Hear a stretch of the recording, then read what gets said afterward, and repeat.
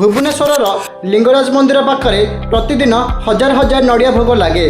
भोग शेष होगापर से नड़िया खोला गुड़िक आवर्जना हो पड़े। किंतु 2011 मसीह जड़े युवक नजर में यह आवर्जना थिला एक सुजोग। ताको नाम हेउची देवी प्रसाद दास। से थिले एक MBA डिग्रीधारी एवं दिल्ली रे एक कॉर्पोरेट चाकरी करुथिले। हेले चाकरी छाड़ी से बाछिले एक अलग रास्ता। तांकर लक्ष्य थिला आवर्जनार सृष्टि करबा एवं अन्य मानक मध्य रोजगार सुजोग देबा। आरंभ से छोट छोट गहना तैयारी कले। धीरे धीरे तांको हाथ में नड़िया खोला पलटिला पक्षी, बाइसाइकल, स्कूटर, गोलाप फूल, शार्ट बटन एपरिकी बैग एवं सालाड बाउल। तांकर सबुठारु चमत्कार आविष्कार हेउची नड़िया खोलारू तैयारी कांथ टाइल, जार दीर्घायु प्राय 50 वर्ष। तांको तैयारी जिनिष गुड़िकर मूल्य 300 टंकार आरंभ कर 3 लाख टंका पर्यंत। 2020 मसीह कोविड लॉकडाउन समय से गढ़िले एक ऐतिहासिक कीर्ति।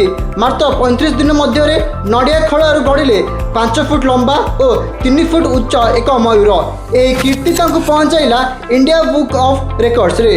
2022 मसीह से गठन कले जीवन वृत्ति charitable and educational trust JCBT। आज यही ट्रस्ट जरिया प्राय 1000 अधिक महिला एवं आदिवासी तालीम नहीं स्वावलंबी होती। ओडिशार खोर्धा, संबलपुर, पुरी, ढेंकानाल, कटक, नयागढ़, जाजपुर, गंजाम, केन्दुझर, जाजपुर, जगतसिंहपुर एवं बालेश्वर आदि जिले में तांको कार्य विस्तार लाभ करिछि। 2023 में ओडिशा सरकार हस्तशिल्प विभाग पक्षरु MCA भाव में स्वीकृति मिली। नड़िया खोला गुड़िक पोड़ी होता किंबा आवर्जना पड़ी परिवेश को दूषित करुला।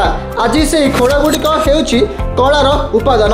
देवी प्रसाद कहती, मोर स्वप्न हेउची ओडिशार प्रत्येक नड़िया खोला व्यवहार हेउ। तांकर यह उद्यम प्रमाण करे जे जदि सठिक दृष्टिकोण थाए तेबे आवर्जना मध्य सुवर्ण होई पारे।